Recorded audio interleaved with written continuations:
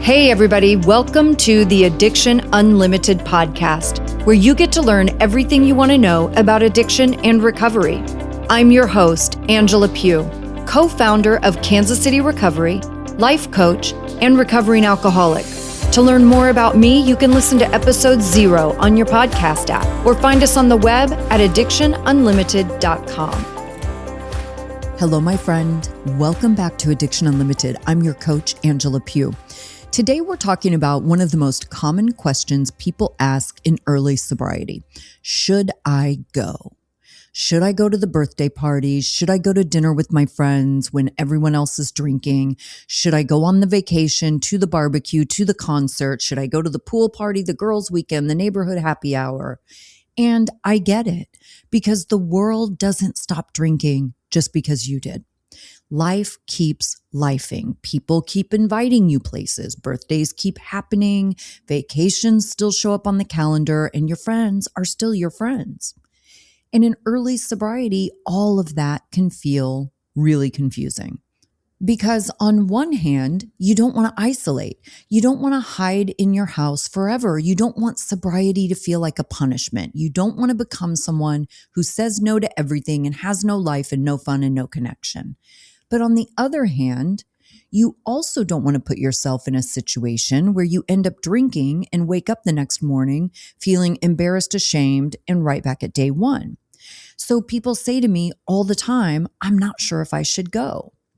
And to be clear, if you're asking the question or wondering, you already know the answer. If your brain is questioning it and whether it's a good idea or whether or not it's sobriety safe, you already know the answer is no. No, you shouldn't go. You're questioning it for a reason. Because when you're in early sobriety, your whole focus, your entire job right now is not drinking. That's it. That's the job. And every decision you make, including whether or not you go somewhere, gets filtered through that one lens. Not whether your friends will think it's weird, not whether you'll miss out, not whether you can handle it in theory. The question is, can you stay sober if you go? And more specifically, can you trust yourself in the moment that actually matters? And here's what I mean by that. You can make the most airtight plan in the world. Drive yourself, only stay a little while, have your mocktail in hand so you're never standing there empty-handed, text a safe person, know exactly what you're going to say if someone offers you a drink, have your exit ready. That's a solid plan. Love it. But here's the reality. None of that matters if you abandon yourself in the one moment it counts. That plan only matters if you'll actually follow it when the pressure hits. And that moment is tiny. It's a split second. Someone walks up to you ready with a shot, or they order your favorite drink without asking, or they say, come on, just one. It's my birthday. Don't be like that. Or suddenly everyone's doing a toast and you're the only one with a water glass instead of a cocktail glass. And you feel the heat start to rise up in your chest. That's the moment. Right there. That's the split second your plan either holds or it doesn't. And the question you need to answer before you ever leave your house is, do I trust myself in that moment? Can you trust yourself when everyone else is laughing and loose and you feel awkward and exposed and like you're standing outside the circle looking in?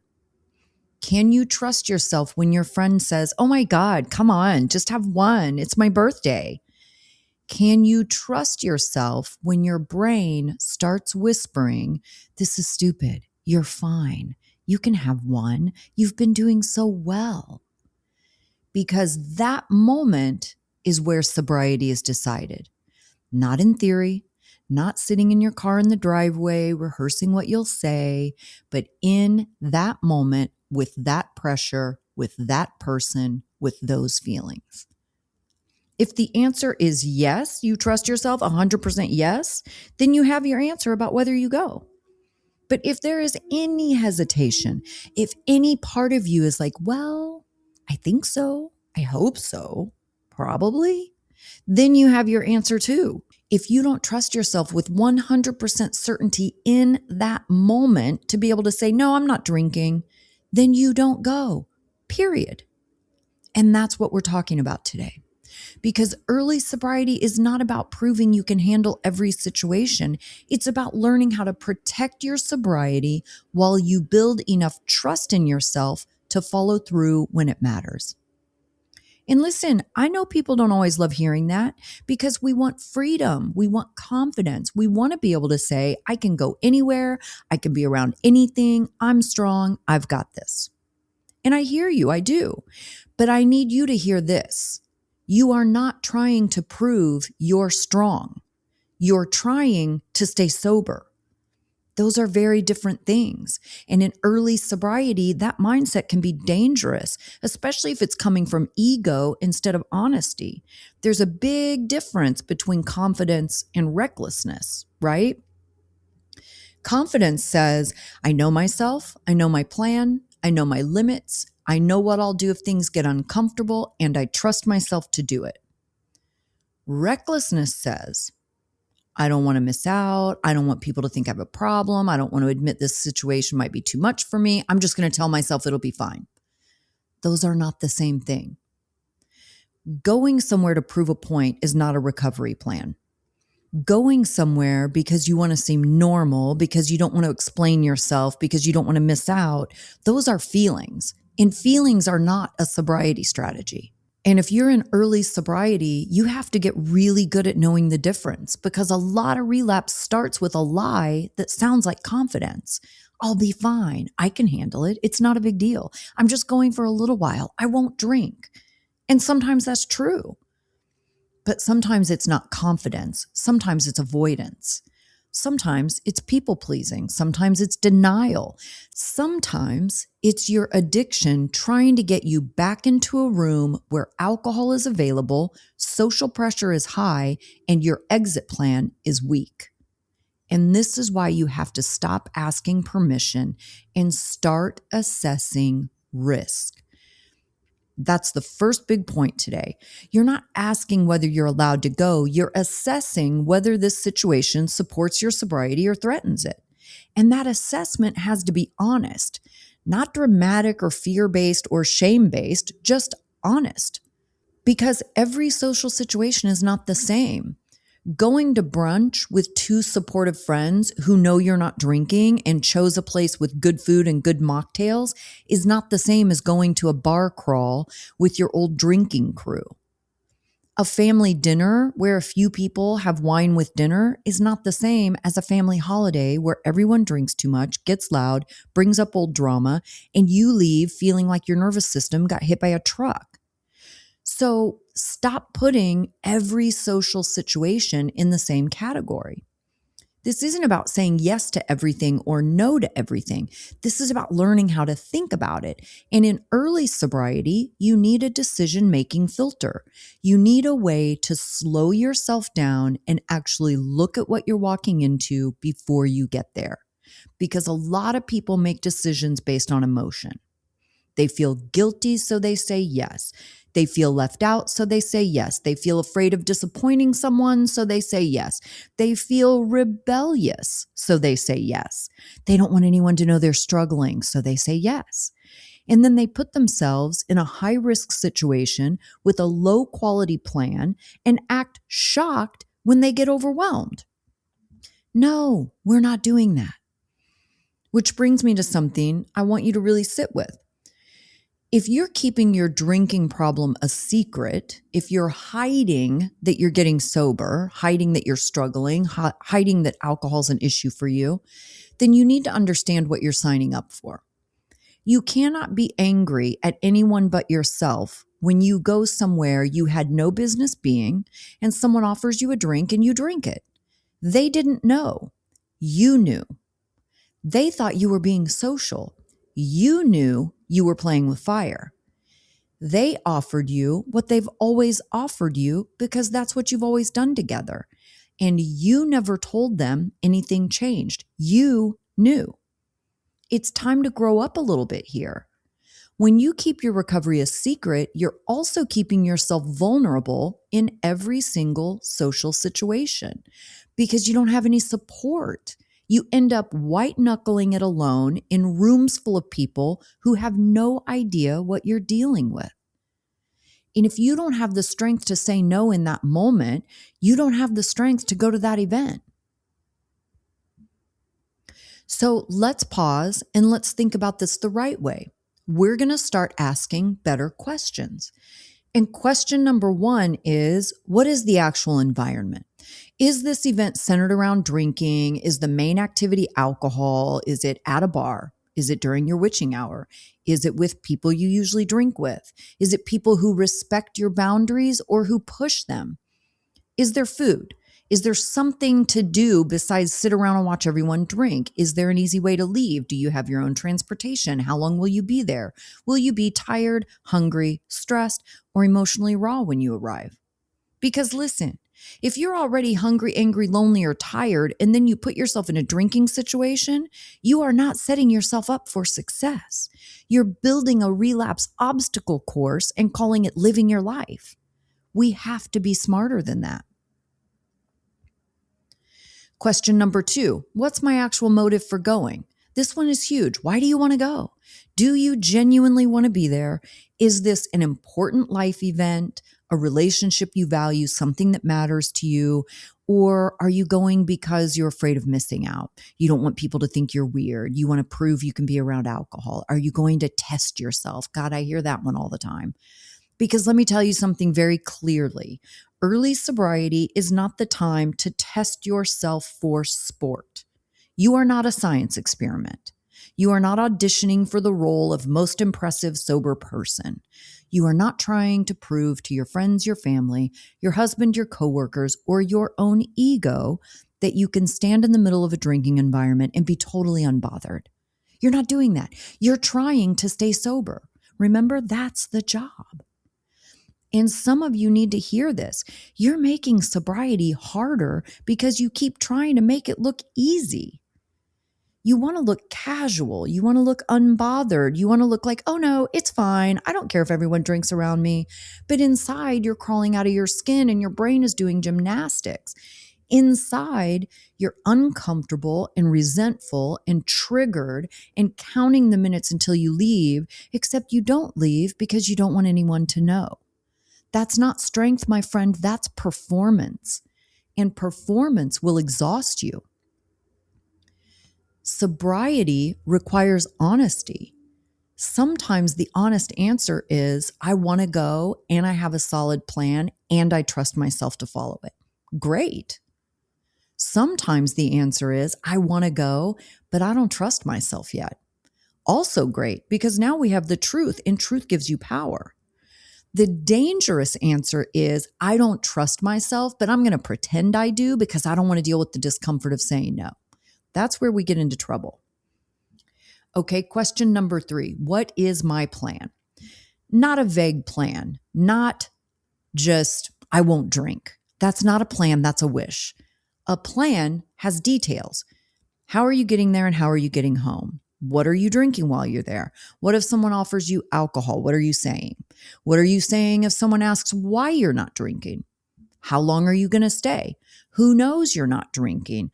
Who do you text if you feel shaky? What is your exit point? And this is where people love to get loose and they'll say, well, I'll just see how I feel.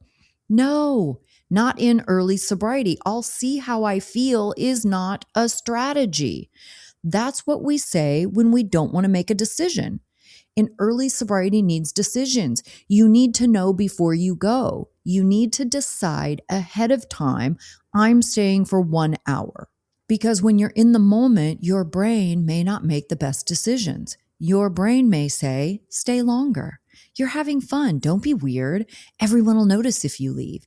This is awkward. Maybe a drink would make it easier. Your brain is not always your best advisor in early sobriety. So you decide before your brain gets compromised. This is why I like simple plans. Drive yourself, arrive late if you need to, leave early. Tell one safe person, don't go hungry, have an exit plan, and have a backup exit plan. and make your departure non-negotiable. I'm going to stop by for 45 minutes, say happy birthday, have a sparkling water, and leave before they start doing shots. That's a plan. I'm going to go to the wedding ceremony and dinner, but I'm leaving before the dancing turns into everyone getting hammered. That's a plan.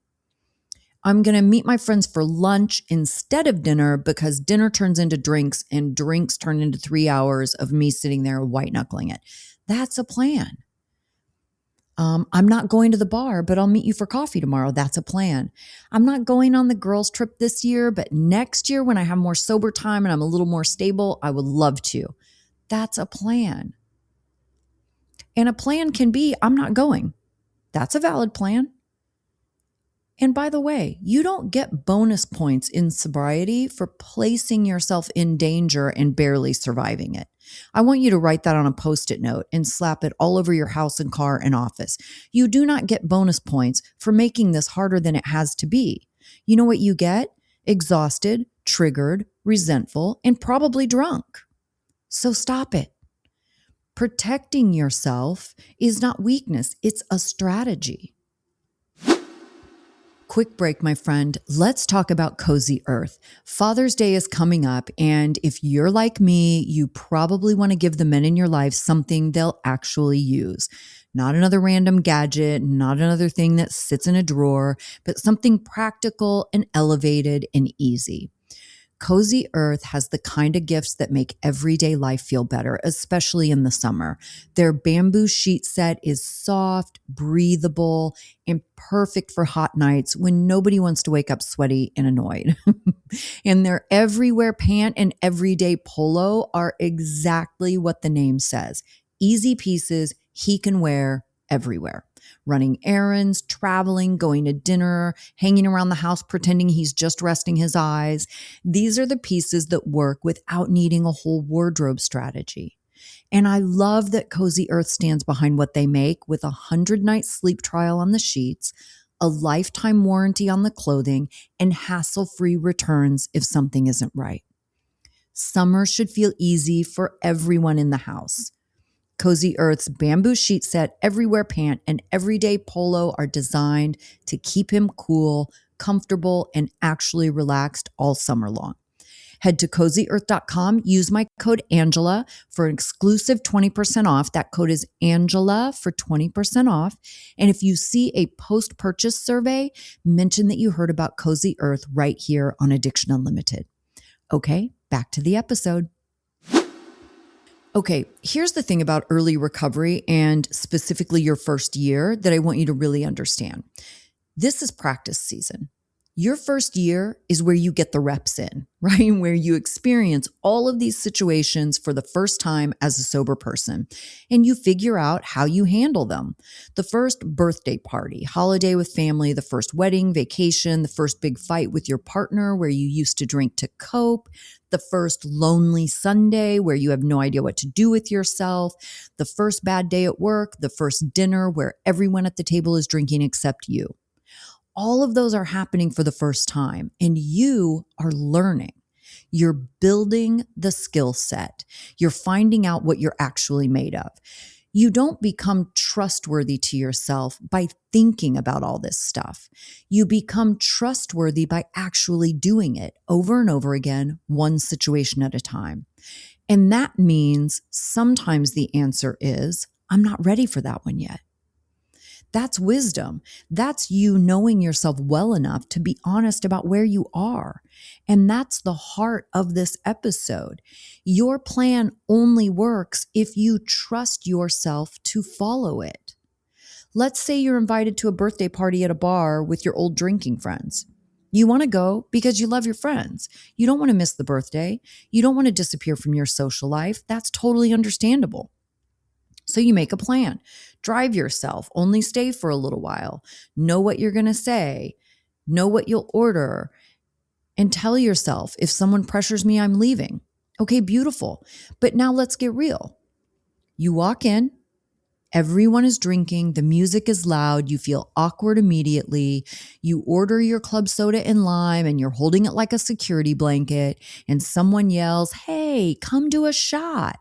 And they come over with a shot in their hand. Now your plan is live. This is not theory anymore. This is the moment. Can you look at that person and say, no, I'm good, and just let it be awkward? Can you let them be disappointed? Can you let them tease you? Can you let them think whatever they think? Can you walk out if they keep pushing? Can you actually grab your purse, go to your car, and leave? Because if the answer is yes, okay, maybe that situation is manageable for you. But if the answer is no, if you know deep down that you'll freeze, over explain, laugh it off, feel embarrassed, stay too long, and eventually get worn down, then you don't go, period. Not because sobriety sucks and you'll never have a life again, but because right now you don't trust yourself in that specific situation. And that is valuable information. Sobriety is built on truth. If you don't trust yourself yet, tell the truth. I'm not ready for that. There's power in that sentence and maturity in that sentence. There's sobriety in that sentence. Because here's the mistake. People think trust is something you have or you don't have, but self-trust is built. It's built by making a promise to yourself and keeping it over and over and over again. You don't build self-trust by throwing yourself into the hardest situation possible and hoping for the best. You build it with reps. You build it by saying, I'm going to leave after 45 minutes, and then you actually leave after 45 minutes. By saying, I'm not going to that event, and then not going even when you feel guilty or weird about it.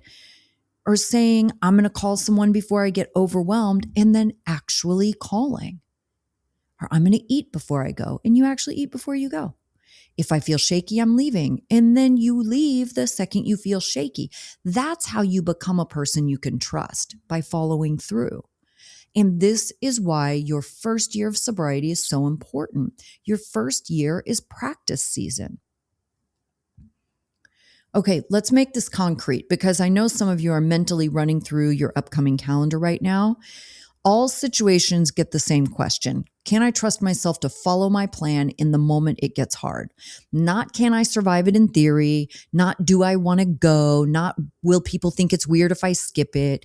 Not have I been sober long enough? But can I trust myself fully, honestly, no bullshit? Can I trust myself when someone challenges my plan?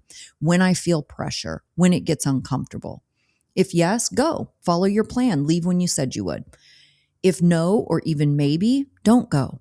Stay home, go to a meeting, call someone, make a different choice, and do not feel guilty about it for even 1 second. This is where the work becomes real. Because doing the work is not some vague spiritual phrase we throw around to sound deep. Doing the work means you practice the skills that support your sobriety and your life. You practice setting boundaries, communicating clearly, saying no without writing a dissertation to justify it. Let people have their reactions. Don't react or overreact. Notice your feelings without being controlled by them. Ask for help before you're in crisis. Build your sober support system. Leave situations before they become dangerous. Choose your recovery over your ego. That's the work. That's where you build the recovery muscles. We don't build strength by only doing things that feel easy. I know that's annoying. I hate it too, but it's true, right? If saying no is hard for you, the only way it gets easier is by saying no. If leaving early is hard for you, the only way it gets easier is by leaving early. If asking for help feels awkward, the only way it gets less awkward is by asking for help. That's the process. And in the beginning, you need to be willing to make your world smaller so your sobriety can get stronger. That doesn't mean forever. It means for now. I know people hate for now because they want a permanent answer. Will I ever go to a bar again? Will I ever go on a girls' trip again? Will I ever be able to go to a wedding and not think about drinking? Maybe, maybe not. But that is not today's problem. Today's problem is staying sober today. And sometimes the answer is not right now. Not this time, not this weekend, not in my first 30 days, not while I'm feeling shaky, not with that group of people. Not at that location, not without my car, not if I'm already exhausted, not if I don't have support, not if I don't trust myself to leave. That is not missing out. That's discernment. There's a difference. Missing out and playing the victim says, poor me, I don't get to do anything. Discernment says, I'm making a smart decision because my sobriety matters. And I want you to be very careful with the poor me story, because that story will take you out. I don't get to go. I don't get to drink. Everyone else gets to have fun. My life is so boring now. I'm missing everything. No, ma'am. No, sir. No, thank you. You are not missing everything. You are missing some things temporarily because you're building a life you don't have to recover from. That's the trade. And it's worth it. The old you got to go everywhere and drink at everything. How did that work out? Exactly. So maybe the old decision-making system doesn't get to be in charge anymore. Maybe we stop asking, what do I want to do? And start asking, what protects the life I'm trying to build? That question will change everything. Because your desire in the moment is not always aligned with your long-term well-being. Sometimes you want the thing that will hurt you. Welcome to being human.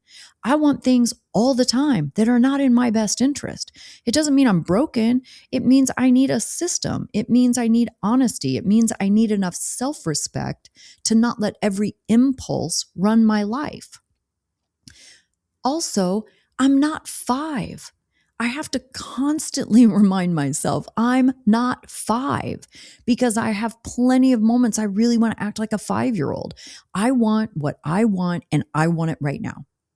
But what we're doing in sobriety is different. We're learning how to pause long enough to make a decision from our values instead of our cravings, our fear, our insecurity, and our people pleasing. So, let's wrap this up and talk about this simple decision-making process you can use when you're invited to something. I want you to ask yourself 5 questions. First, is alcohol the main event? If the whole point of the event is drinking, be honest about that. Wine tasting is not a social activity, it's a drinking activity. A bar crawl is not a bonding activity, it's a drinking activity. A boozy brunch with bottomless mimosas is not about eggs. Let's not be ridiculous, okay? If alcohol is the main event, especially in early sobriety, that's probably a no. 2, do these people support my sobriety? Not do they understand it perfectly, because they won't. Not do they say everything the right way, because they won't. But do they respect your no? If you say, I'm not drinking, do they let that be enough? Or do they push, tease, question, make it about them, pressure you? Because people who pressure you after you say no are showing you something important. I want you to pay attention to that. 3, do I have control over my exit? This is non-negotiable. If you're in early sobriety and you're going into a drinking environment, you need a way out. Drive yourself, have money for an Uber, do not be trapped. Don't rely on the person who wants to stay until midnight or carpool with the drunkest group at the party. Do not put your sobriety in someone else's hands, especially because you didn't want to be inconvenient. Be inconvenient. Inconvenient keeps you sober. 4, what is my current condition? Are you rested? Have you eaten? Are you emotionally okay? Are you already stressed? Are you fighting with someone? Are you feeling lonely, resentful, hormonal, overwhelmed? Are you in one of those moods where everything feels like too much and one person breathing wrong might send you over the edge? Then maybe it's not the day to go stand in a room full of alcohol and social pressure. Again, this is not weakness. This is intelligence. You have to know your own capacity. And 5, can I trust myself to follow the plan? This is the big one.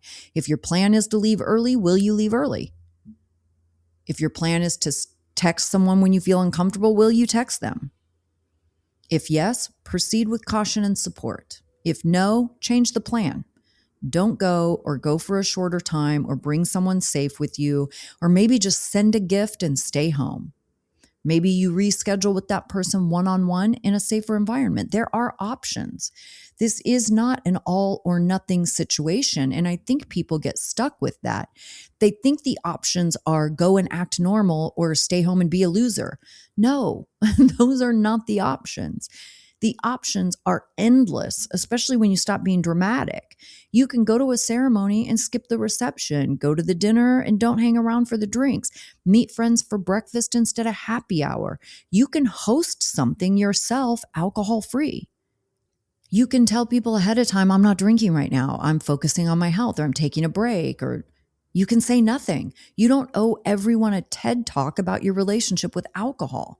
And please hear me on this. You do not have to manage everyone else's feelings about your sobriety. If someone is uncomfortable because you're not drinking, that's their work to do, not yours. If someone feels judged because you order a Diet Coke, that's their issue. You have to stop sacrificing your sobriety so other people can stay comfortable. That is not your job. Your job is to protect what you're building. And in early sobriety, that protection may need to be aggressive. Not forever, but for now. You may need more structure than you want or more support than you think you should need. You may need to say no more than you're used to.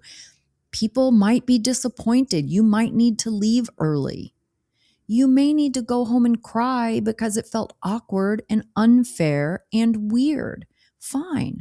Cry sober. That's still a win. Doing the right thing doesn't always feel good in the moment. Sometimes it is awkward or lonely or embarrassing. Sometimes it feels like grief. Sometimes you get in your car after leaving early and cry because you feel different from everyone else and you wish you could just be normal. That doesn't mean you made the wrong choice. Sometimes the right choice feels hard because it's breaking an old pattern. And every time you make that choice anyway, you're building the new version of you. That's the transformation, the version where you stop abandoning yourself to make other people comfortable, the version where you learn, I can trust myself. That's everything. Because once you start trusting yourself, sobriety changes. You stop feeling like you're white knuckling against the world. You start feeling like you're on your own team, like I know how to take care of myself. And you feel proud, not because everything's easy, but because you follow through. You stay sober by making smart decisions before you're in the danger zone.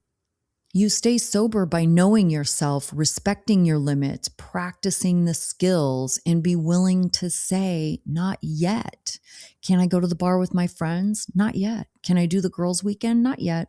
Can I be around my old drinking crew? Probably not yet. That doesn't mean never. It means you're honest about where you are right now. And where you are right now is in the building phase. You protect the build. You don't pour a foundation and then let everyone drive trucks over it. You protect it while it sets. Your sobriety deserves the same respect. So as you head into summer and all the patios and vacations and weddings and barbecues and pool parties, everything starts showing up. I want you to stop asking, should I go? Ask better questions.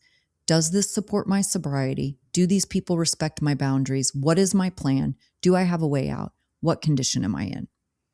And most importantly, do I trust myself to follow through when the pressure hits? If the answer is yes, go with the plan. If the answer is no, don't go. You can learn how to move through social situations without abandoning yourself, but you do it one decision at a time, one boundary at a time, one uncomfortable no at a time. That's the work. The goal here is not to avoid everything forever. I want to be really clear about that. The goal is to get to a place where you know yourself well enough to make an honest call. And you get there by practicing, by starting with the situations where the answer is clearly yes, I can trust myself. And then you work your way up from there by not rushing the process because you're afraid of what it looks like to say no, but by being honest when you're not ready instead of pretending you're farther along than you are. Your sobriety is worth more than any party, more than any wedding toast, more than anyone's opinion about whether you're fun or whether you've changed or whether you can handle it. Your sobriety is worth everything. It deserves all of your respect and all of your attention and all of your protection. And you know the drill. If you want personal support, if you're really done fucking around with this thing and you are ready to get sober and stay sober and actually enjoy your life and feel good about it, call me, addictionunlimited.com/call.